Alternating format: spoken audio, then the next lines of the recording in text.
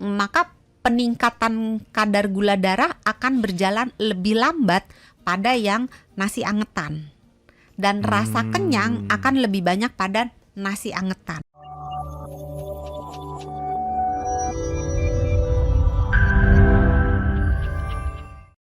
Untuk si manusianya sendiri yang makan pati resisten, apa sih rasanya, apa yang dirasakan? Kenyang? Oh enak. Oh enak rasanya. Ya rasanya sih sebenarnya sama aja ya. Enak itu relatif sih ya. Oke. Sama kayak apa? Sama kayak makan buah, sama kayak makan nasi. Gimana ya ngomongnya? Saya kasih contoh aja. Contoh, dulu. boleh. Pati resisten itu ada pada karbohidrat yang dimasak, kemudian didinginkan, jadi pati resisten. Contoh nasi. Nih kita masak nih, biasanya kan kalau orang sekarang masaknya pakai rice cooker, udah jarang yang pakai dandang kan. Nah setelah mateng di rice cooker, dikeluarkan dari rice cooker, diadem-adem dulu. Kalau udah dingin masukin kulkas. Kering dok. Ya ditutup atuh. Kalau ditutup nggak kering. Oh masukin, jangan terbuka. Masukin wadah. Tupper itu. Tupperware. Kan nggak boleh nyebut Aduh, nggak apa-apa deh. Box plastik. Box masukin plastik. kulkas. Masukin kulkas. Oke. Nanti besoknya setelah 24 jam dikeluarkan. Kalau mau dimakan dingin monggo, mau dimakan panas tinggal diangetin. Nah kalau misalnya mau dimakan dingin, contohnya jangan nasi, karena nasi kalau dingin anyep kan ya. Itu apa namanya, oat. Kan sekarang overnight lagi oat. ya. Itu termasuk pati resisten karena oatnya kan mentah gitu ya. Terus dimasukin kulkas gitu, dibiarkan semalam, besoknya baru dimakan. Oat mentah itu mengandung pati resisten. Itu nggak ada gulanya? Ya ada. Terus tapi kan gini, di dalam karbohidrat itu ada pati resisten, ada patinya. Jadi misalnya dalam nasi, bukan berarti setelah kita masak didinginkan kemudian dimakan itu seluruh nasinya berubah menjadi pati resisten. Tidak, tetap aja ada patinya, tetap ada karbohidrat yang bisa dicerna oleh tubuh. Hanya sebagian pati yang bisa dicerna oleh tubuh berubah menjadi tidak bisa dicerna oleh tubuh, tapi tidak seluruhnya. Tadi juga disebutkan dalam topiknya menurunkan gula darah. Berarti si pati resisten ini nasi nggak basi dong. Angetan. Nasi angetan ini atau karbohidrat angetan ini kandungan gulanya lebih rendah daripada yang anget biasa. Iya. Sampai seberapa rendah?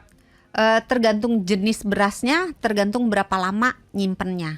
Kalau nyimpennya cuman katakan 3-4 jam, pati resistennya belum banyak. Oke. Kalau disimpan lama, 24 jam. Tapi biasanya tidak akan bertambah banyak. Maksudnya udah mencapai kadar yang segitu, itu di sekitar 48 jam. Habis itu udah nggak banyak perubahan lagi. Dan lagian takut juga kan kalau terlalu lama tercemar oleh bakteri gitu. Jadi biasanya kita pakai waktunya itu 24 jam. 24 jam. Itu nggak harus masuk kulkas kan sebenarnya dok? Misalnya katakanlah basi begini. Atuh. Katakanlah masak pagi nih, terus didiemin di suhu ruang sampai malam dimakan sama. Belum 24 jam. Oh, harus 24 jam. Kalau mau mendapat hasil yang maksimal 24 jam. Tapi kalau seandainya udahlah yang penting ada gitu kan, nggak apa-apa, boleh. Oke. Kan itu bisa dimakan sama sop panas misalnya. Bisa, gitu kan? Boleh. Mau dipanasin lagi juga nggak apa-apa. Karena pati resisten itu sekali sudah jadi, dia tidak berubah menjadi pati biasa lagi dengan pemanasan berulang. Jadi maksudnya gini, nasi angetan nih, kan udah masuk kulkas. Terus ketika dikeluarin dia dipanaskan lagi, pati resisten yang sudah terjadi itu tidak akan berubah lagi jadi pati yang bisa diserap gitu. Jadi dia sekali terbentuk udah terbentuk. Cuman kalau kita kita masukin lagi setelah dipanaskan, kita masukin kulkas lagi, itu bisa bertambah, tapi pertambahannya tidak terlampau signifikan. Oke.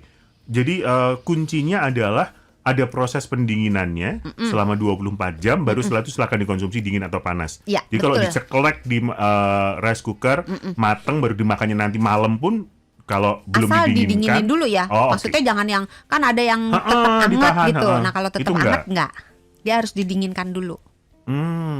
Oke. Ngirit listrik juga toh. Betul.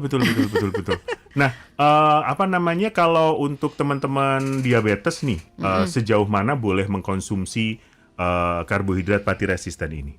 Nah kalau untuk penderita diabetes saya agak susah menjawab. Patokannya gini, karena tiap orang kan punya kemampuan mencerna karbohidrat yang berbeda-beda dengan dosis obat yang berbeda-beda.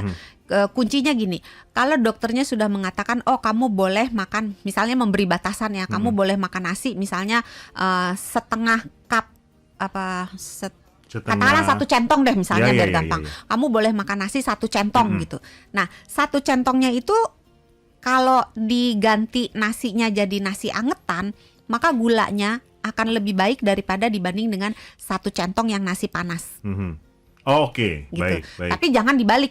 Oh kata dokter Santi bagus nih buat pasien diabetes. Jadi makanlah nasi angetan banyak-banyak gitu. Ya enggak juga, karena di dalam nasi angetan itu tetap ada karbohidrat yang bisa dicerna yang berpotensi juga untuk naikin gula darah. Hanya perbandingannya dibandingkan dengan nasi yang panas, enggak mateng yang betul-betul belum pernah diangetin, belum pernah didinginkan, dibandingkan dengan itu, maka peningkatan kadar gula darah akan berjalan lebih lambat pada yang nasi angetan. Dan rasa kenyang akan lebih banyak pada nasi angetan.